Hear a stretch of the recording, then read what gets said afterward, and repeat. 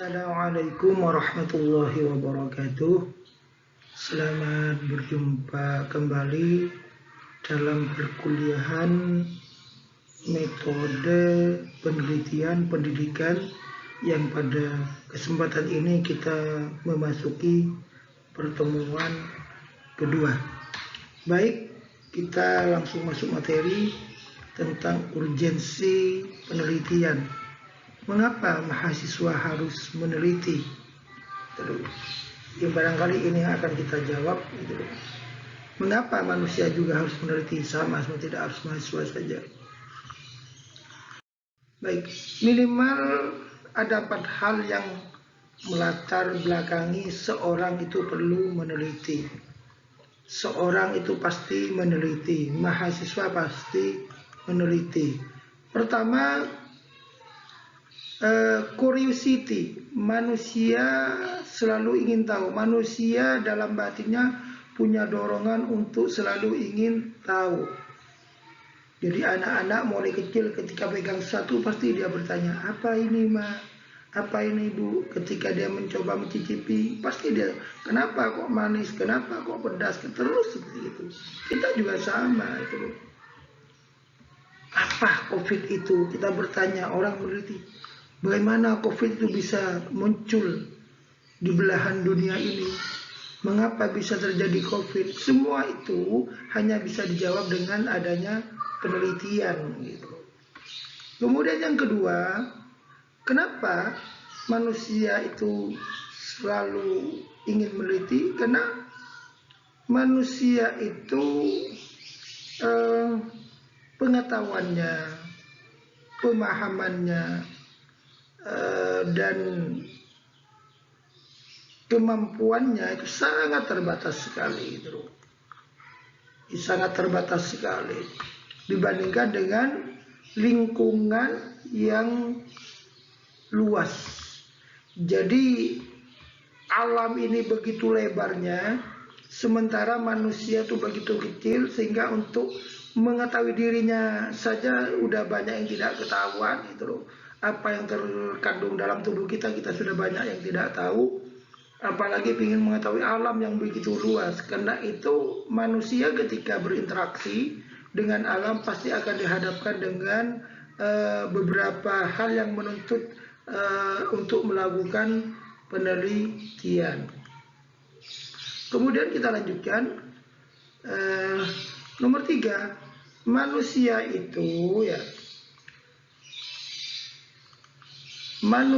itu selalu dihadapkan pada masalah, tantangan, ancaman, dan kesulitan yang menghendaki adanya pemecahan atau penyelesaian. Jadi ketika manusia ada tantangan hidup ini pasti dia menuntut pemecahan, dia menuntut solusi.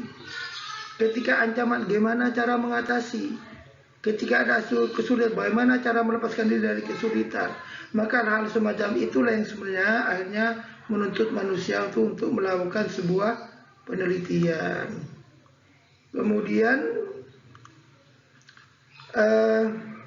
yang keempat, manusia selalu merasa tidak puas dengan apa yang telah dicapai.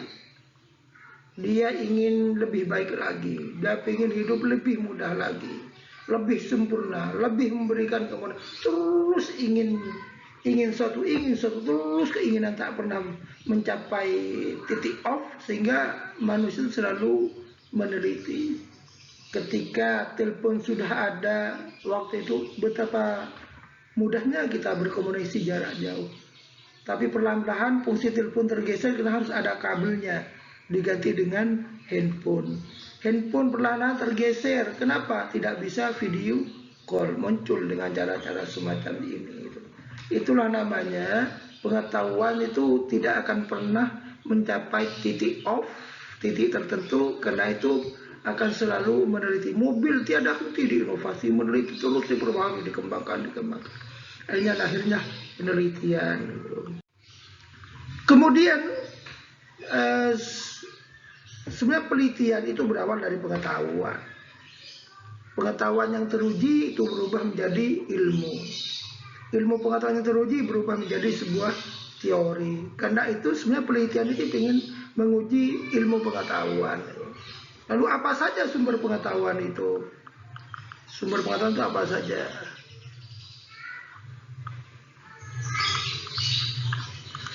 Pertama, pengalaman. Pertama, pengalaman. Manusia itu bisa memiliki pengetahuan dalam dirinya ketika dia mengalami sebuah pengalaman.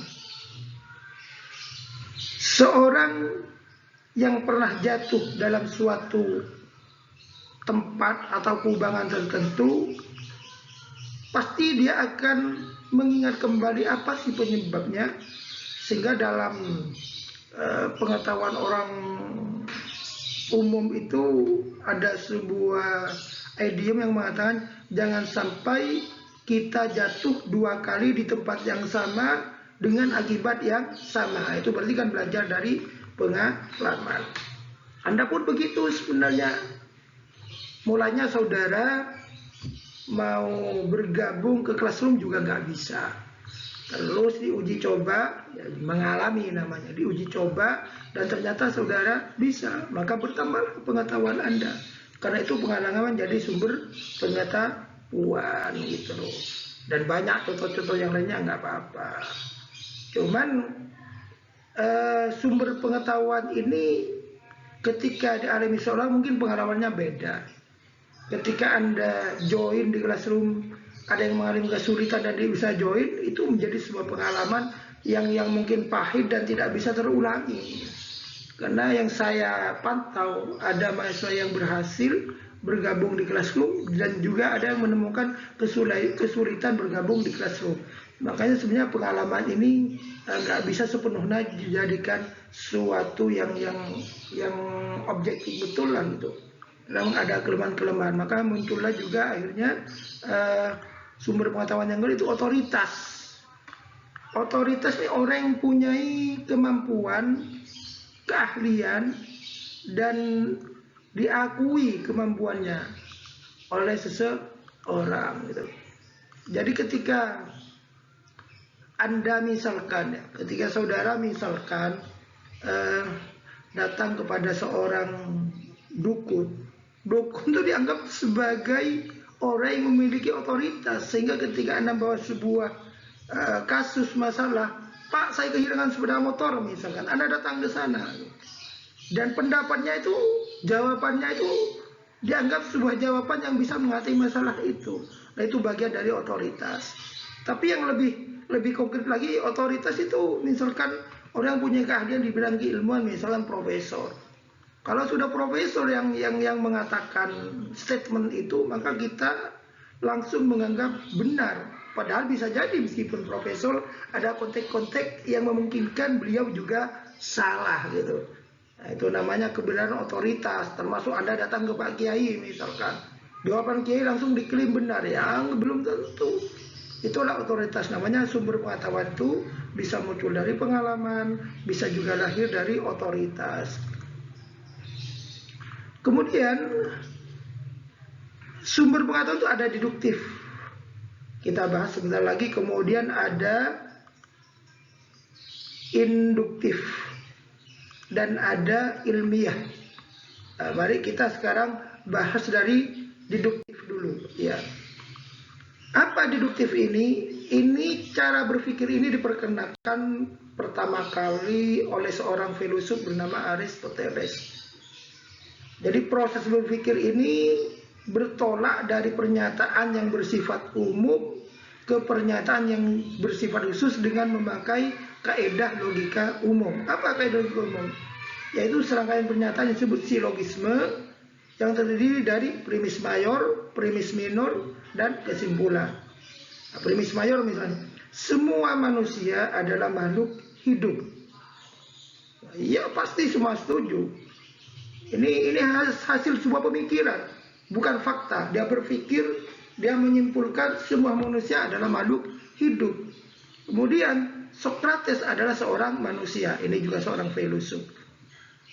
Jadi Socrates adalah seorang manusia. Lalu apa kesimpulannya jadinya ini? Socrates adalah makhluk hidup. Ini berawal seperti ini. Makanya ketika Anda melakukan sebuah penulisan karya ilmiah nggak jarang Anda pakai seperti ini, katakan data 1, data 2, akhirnya kesimpulan. Jadi makanya paling tidak data itu harus ada 3 paling tidak menurut saya. Ini cara berpikir deduktif yang harus melalui premis mayor, premis minor, dan kesimpulan. Antara premis mayor dan premis minor harus ada cara perumusan yang jelas, yang benar. Kalau premis mayornya sudah salah, pasti nanti ke belakangnya adalah salah gitu loh. Oke, kita lanjutkan saja. Ini sebuah pengantar aja untuk jadi sumber pengetahuan. Ini kebalikannya, berpikir induktif. Jadi sumber pengetahuan itu bisa diperoleh dengan bukan hanya merenung kayak tadi itu, berpikir, menyimpul, tidak. Anda harus turun ke lapangan. Ini Francis Bacon, salah satu tokohnya. Jadi pengetahuan yang benar bisa diperoleh dengan mengamati alam secara langsung, bukan tiduran, bukan duduk-duduk, dan membersihkan pikiran dari purbasangka dan gagasan yang telah terbentuk semua. Jadi segala praduga yang ada dalam pikiran kita dibuang dulu, biar kita terbebas dari sebuah subjektivitas, kata Bacon seperti itu. Nah, untuk memperoleh pengetahuan, seorang harus mengamati alam itu sendiri. Diamati dulu, mengumpulkan fakta-fakta, dan merumuskan generalisasi dari hasil tersebut. Jadi, ketika saudara misalkan begini, Anda mengamati banyak siswa belajar online itu ternyata sering kekurangan data, atau sinyalnya lemah di pegunungan. Kamu pindah dari suatu tempat ke tempat yang lain, dari suatu desa ke desa yang lain, sampai 6 kali pengamatan saudara menghasilkan sesuatu yang sama, baru kita generalisasi, menyimpulkan ternyata belajar online di area pegunungan banyak mengalami kendala lemahnya sinyal. Nah itu, tapi jadi berawal dari pengamatan baru disimpulkan. Kalau deduktif disimpulkan dulu baru dirinci. Nah itu kira-kira seperti itulah cara berpikir. Jadi kemudian bagaimana dengan ilmiah? Ilmiah itu gabungan antara induktif dan deduktif. Ada yang mengatakan cara berpikir reflektif. Jadi deduktif dan induktif ini digabung. Sebuah kompromi. Secara induktif benar dan deduktif juga benar. Nah, itu yang dikatakan cara ilmiah. Jadi cara berpikir induktif, deduktif, kemudian hasil pengalaman, hasil otoritas itu masuk cara berpikir non ilmiah. Ketika digabung induktif dan deduktif itu menjadi cara-cara yang ilmiah. Ciri-ciri kajian ilmiah adalah 1. Rasional, dilakukan dengan cara yang masuk akal sehingga terjangkau oleh penalaran manusia. Jadi kalau saya mengatakan tadi, belajar online bagi siswa di area pegunungan mengalami kondisi sinyal yang lemah. Nah, itu rasional, bisa dibuktikan. Makanya juga di empiris, dapat diamati. Gimana cara mengamati? Anak harus datang ke area pegunungan itu, kemudian amati setiap anak yang belajar secara online. Kuat apa tidak sinyalnya? Makanya ini dapat diamati dengan indera manusia sehingga orang lain dapat mengamati dan mengetahui cara yang digunakan. Nah, jadi ketika kita mengatakan sinyal di pegunungan lemah, itu kan orang lain bisa datang ke pegunungan untuk buktikan itu. Kemudian sistematis menggunakan langkah-langkah tertentu yang bersifat logis. Nah, langkah-langkah ini akan kita pelajari dalam pembelajaran selanjutnya. Kemudian mari kita masuk. Jadi ketika kita udah tahu cara ilmiah, maka penelitian yang akan kita ke depan ini sudah adalah cara ilmiah. Sebenarnya apa penelitian itu? Jadi penelitian itu sebenarnya asal bahasanya bukan berasal dari bahasa Indonesia, sehingga kita kurang nggak konkret apa sih meneliti pekerjaan. Sebenarnya penelitian ini kata kerja apa bukan? Kan gitu pertanyaan kita. Sebenarnya penelitian ini bekerja atau bagaimana? Kan begitu kira-kira. Oke, kita coba lanjutkan. Bismillahirrahmanirrahim. Ternyata penelitian itu berasal dari bahasa Inggris research. Research sendiri berasal dari kata-kata re dan Re itu artinya kembali. أفلا ينظرون إلى الإبل كيف خلقت. Jadi kembali mencari. Jadi kalau mencari kembali. Jadi kalau sudah apa sih penelitian itu? Ya mencari, konkret gitu loh. Jelas sebenarnya. Enggak apa ya? Enggak bingung lagi kita. Jadi kalau saya misalkan tadi dikaitkan dengan pengalaman, mencari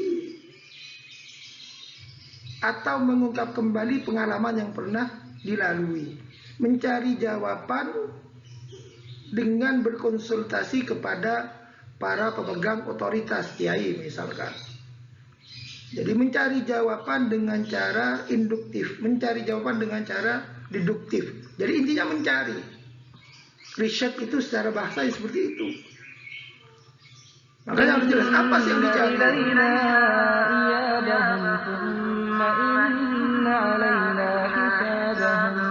Jadi mencari kembali apa yang dicari, jawaban atau data yang benar. Karena semua peneliti pasti berawal dari masalah. Masalah itu butuh jawaban yang benar itu. Nah, jadi dari sini konkret sebenarnya. Jadi penelitian itu adalah sebuah pekerjaan mencari. Itulah. Mencari apa? Mencari jawaban atau mencari data yang benar. Itulah kira-kira itu seperti itu. Dan nggak sulit kita. Ini secara bahasa penelitian. Kemudian kalau ada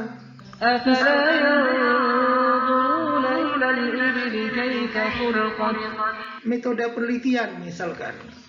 Jadi kenapa jadi berawal dari sebuah pertanyaan. Di dalam Al-Quran sudah juga banyak wa ila samai kaifa rufi'at misalkan. Itu sebuah pertanyaan. Jadi penelitian juga berawal dari sebuah pertanyaan. Kalau penelitian sudah mencari, lalu kalau metode penelitian apa?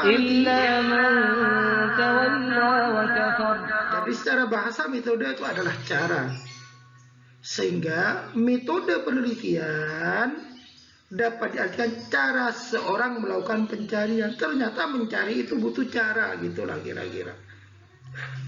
Iya, pacaran aja cari jodoh juga punya cara. Harus ada trik dan tips yang bisa dipakai oleh para jomblowan jomblowati itu loh.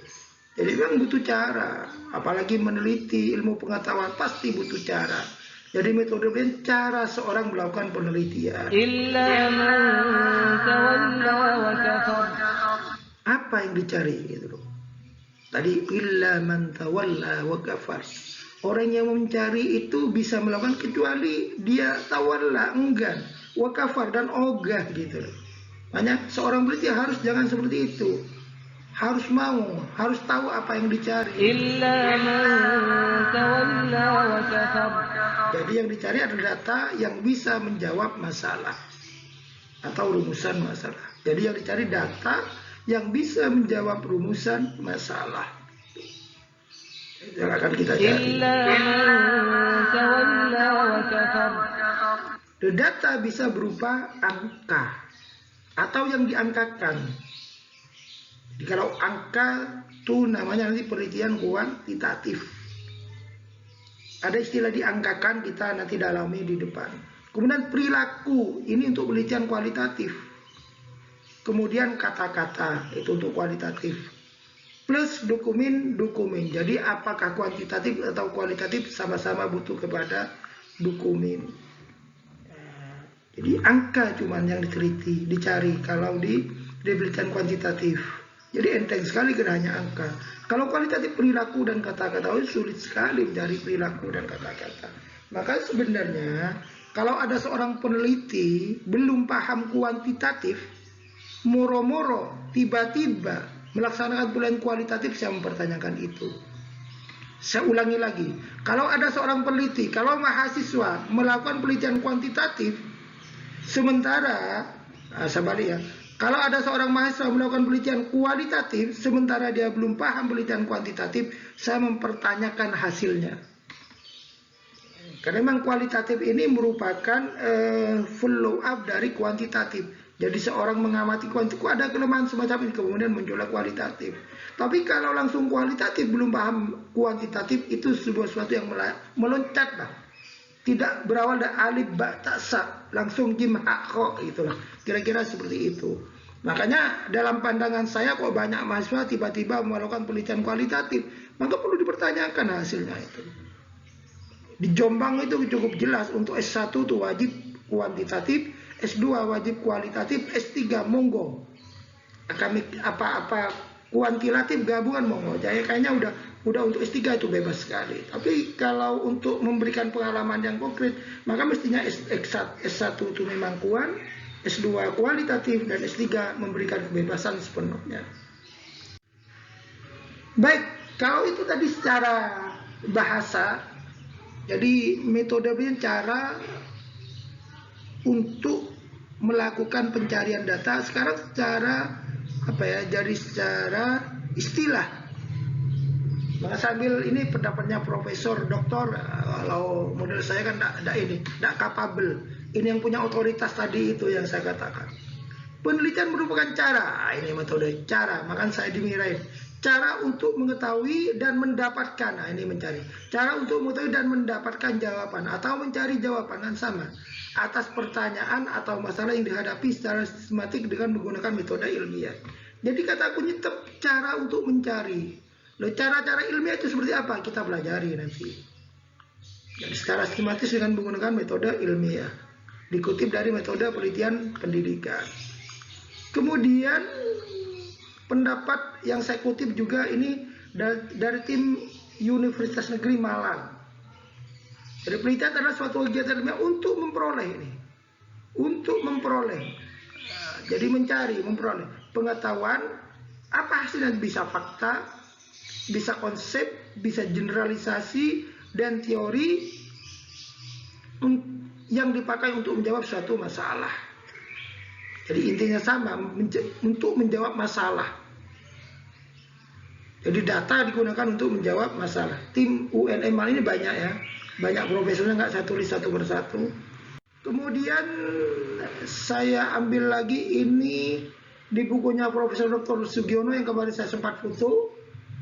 Ya, banyak sebenarnya, cuma saya coba kutip 3 aja. Jadi metode penelitian dapat diartikan sebagai cara ilmiah untuk mendapatkan data, untuk mencari data, untuk memperoleh data. Jadi kuncinya di sini. Data yang sebenarnya yang valid tentunya. Dengan tujuan dan dapat ditemukan, dikembangkan, dan dibuktikan kebenaran suatu pengetahuan. Sehingga pada gilirannya dapat digunakan untuk memahami, memecahkan, dan mengantisipasi masalah. Ini beberapa pendapat, 3 pendapat dari para tokoh yang katakannya ada cara untuk mencari, gitulah kira-kira. Saya tidak ingin berbicara yang terlalu jauh dulu, karena nanti kita bisa dalami dalam perkembangannya, dalam perkembangan kuliah kita ke depan. Jadi kalau ini saya coba kutip beberapa tokoh ini, ambil di buku udah banyak banget, ada 5, silakan Anda baca-baca di rumah. Ini sebuah pandangan Anda, kita nggak mau terlalu bertele-tele dalam sebuah definisi. Ya silakan, kalau Anda mau dalami monggo silakan. Kita lanjut aja. Lalu apa tugas penelitian? Pertama, mendeskripsikan. Jadi bertugas untuk menggambarkan secara jelas dan cermat hal-hal yang dipersoalkan. Contoh misalkan terjadi kecelakaan di Jalan Panglima Sudirman kilometer 340. Saya kutip dari buku, ditulis persis apa adanya, kita kan bisa modif misalkan gitu loh. Terjadi proses pembelajaran di Desa Racek misalnya Kerucil dengan kekuatan simal 2 strip misalkan, atau 1 strip bisa. Kadang harus cermat, harus rinci, jelas gitu loh. Sebenarnya kan kalau bilang kekuatan sinyal lemah itu apa? Boleh kita misalkan bilang 3G atau 4G atau apa kan gitu. Kalau 4G kan tidak lemah lagi. Atau bisa muncul 1 strip, boleh. Jadi terjadi kecelakaan di Jalan Panglima Sudirman kilometer 340. Jadi jelas, karena Jalan Panglima Sudirman itu panjang sekali. Kita di kilometer 340 Probolinggo atau Keraksan Probolinggo. Yang kedua menerangkan, jadi menerangkan secara detail kondisi atau keadaan yang mendasari terjadinya kecelakaan. Contoh, kecelakaan itu disebabkan satu, melibatkan dua bis syarat penumpang. Keduanya sama-sama kencang, jalan licin sehabis hujan. Nah, itulah kira-kira kondisinya semacam itu. Harus kita jelaskan itu. Kemudian menyusun teori gitu loh. Misalkan jadi apa ya, kita ya ini mencari dan merumuskan hukum-hukum hubungan antara peristiwa yang satu dengan yang lainnya. Misalkan bila kendaraan dijalankan kencang terlebih di jalan licin, maka akan terjadi kecelakaan. Dalam pelitian tindakan kelas ini biasa disebut hipotesis gitu. Jadi, jawaban sementara atau teori yang belum teruji lah gitu. Bila kendaraan melibatkan kendaraan yang penuh penumpang, maka akan banyak korban. Nah, ini teori-teori sementara. Jadi harus seperti itu memang. Penelitian harus mampu seperti itu. Kemudian selanjutnya bertugas ramalan, memprediksi. Bertugas membuat prediksi, estimasi, proyeksi mengenai peristiwa yang bakal muncul bila keadaan itu didiamkan. Misalkan, bila didiamkan semakin banyak terjadi kecelakaan. Bila dibiarkan jalan licin, maka akan semakin banyak terjadi kecelakaan. Bila dibiarkan bus berjalan dalam kecepatan tinggi, maka akan semakin banyak terjadi kecelakaan. Kemudian ramalannya tempat itu dianggap rawan, dikeramatkanlah itu. Sering terjadi kecelakaan, kan ada seperti itu. Dikeramatkan. Itu ramalannya seperti itu, prediksinya seperti itu. Ketika diprediksi seperti ini, maka perlu dikendalikan. Gimana cara mengendalikannya? Ya, berikan tindakan-tindakan mengatasi keadaan atau jalan yang bakal muncul. Misalkan memasang rambu-rambu lalu lintas. Sering terjadi kecelakaan. Awas, hati-hati kan. Atau membuat pemasang lampu penerangan ini ketika kasus malam hari. Mungkin demikian perkuliahan kita. Jadi ini anggap saja saya berikan tutorial semacam ini karena saya khawatir dan sekaligus ini uji coba apakah ini lebih efektif atau langsung ke Google Meeting. Jadi setelah ini kita akan pindah kepada Google Meeting untuk melakukan diskusi dan tanya jawab. Sementara uraian saya, penjelasan saya tentang materi kuliah sudah saya sampaikan melalui tutorial ini dan kita lanjut ke Google Meeting.